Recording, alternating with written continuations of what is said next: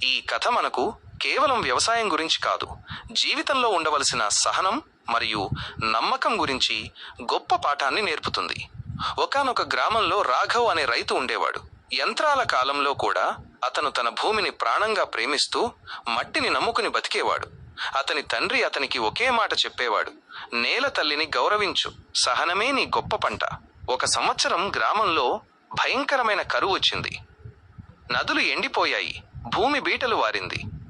చాలామంది రైతులు నిరాశతో తమ భూములు అమ్ముకుని పట్టణాలకు వలస వెళ్లిపోయారు.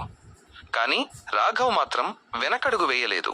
ప్రతిరోజు నీటి కోసం కష్టపడుతూ తన పొలాన్ని కాపాడుకుంటూ వానదేవుడి కోసం నిరీక్షించాడు.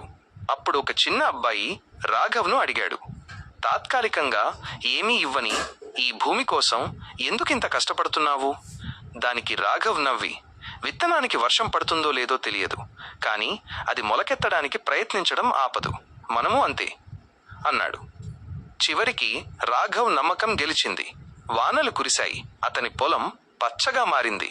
అతను పండించిన పంటను కేవలం తన కోసమే ఉంచుకోకుండా ఊరిలోని వారందరికీ పంచిపెట్టాడు. ఆ రైతు ద్వారా ఆ గ్రామం సహనం మరియు కష్టపడే తత్వం ఎంత విలువైనవో నేర్చుకుంది. ఈ కథ ద్వారా మనం నేర్చుకోవలసిన నీతి: జీవితంలో కష్టాలు వచ్చినప్పుడు భయపడి పారిపోకూడదు. రైతు తన విత్తనాన్ని ఎలాగైతే నమ్ముతాడో మనం కూడా మన శ్రమను నమ్మాలి. కష్టకాలంలో ధైర్యం, విజయం వచ్చినప్పుడు వినయం కలిగి ఉండటమే నిజమైన వ్యక్తిత్వం. ధన్యవాదాలు.